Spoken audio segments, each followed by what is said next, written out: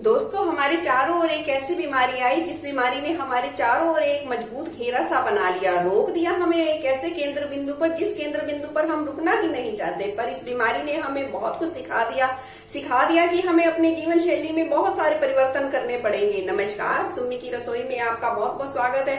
मैं सुम्मी लेके आई हूँ सर्दी खांसी जुकाम की एक घरेलू सी वीडियो जो आपके लिए बहुत ही ज्यादा हेल्पफुल होने वाली है। तो उसके लिए आप बने रहे सुम्मी की रसोई में। सर्दी खांसी के घरेलू नुस्खे के लिए हमने लिए हैं 8 से 10 लौंग और 8 से 10 हमने ली है साबुत काली मिर्च। ये देखिए, लौंग हमने ये टोपी वाले लिए हैं, यानी कि जिनके ऊपर ये लगे हुए उसी लौंग का हमने इस्तेमाल करना है। तो शुरू करते हैं हमारा घरेलू नुस्खा। गैस को हमने जला दिया है। अब हम उसमें डाल देंगे ये काली मिर्च और लौंग। गैस की आंच को हम बिल्कुल लो पर रखेंगे और काली मिर्च और लौंग को हम 1 मिनट के लिए भून लेंगे चलाते हुए।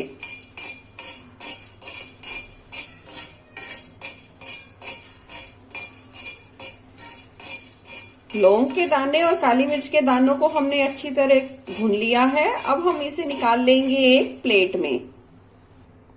देखिए, लौंग और काली मिर्च में सौंधी सौंधी सी खुशबू आ गई है। इन्हें हल्का सा ठंडा करने के बाद हम इसे दरदरा पीस लेंगे।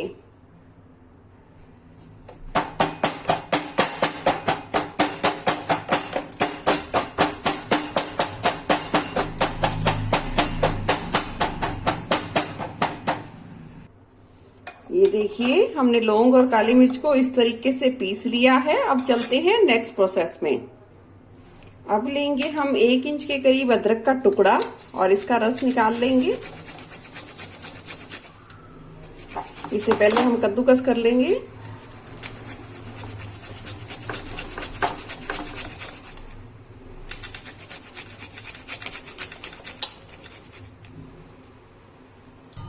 अब लेंगे एक चाय छन्नी, उस पे हम अपना कद्दूकस किया हुआ अदरक को डाल देंगे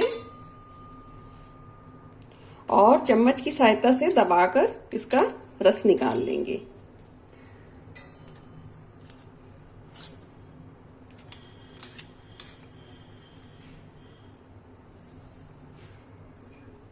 इस रस को हम डाल देंगे एक कटोरी में और इसमें हम अब डाल देंगे शहद।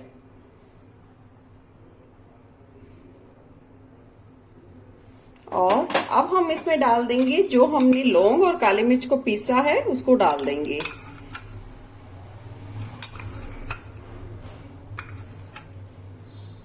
और अब हम इसमें डाल देंगे एक चुटकी, सिर्फ 1 चुटकी के करीब काला नमक या सेंधा नमक, इसमें से कोई भी एक चीज डाल सकते हैं। और अब हम इसे मिला देंगे।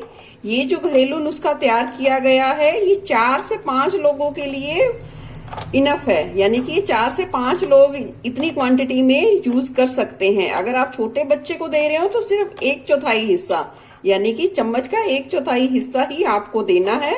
और बड़े लोग ले रहे हैं तो आप इसे 1 चम्मच ले सकते हैं। दोस्तों, अगर आपको मेरी वीडियो जरा से भी हेल्पफुल लगे तो प्लीज मेरे चैनल को सब्सक्राइब करें, मेरी वीडियो को लाइक शेयर जरूर करें।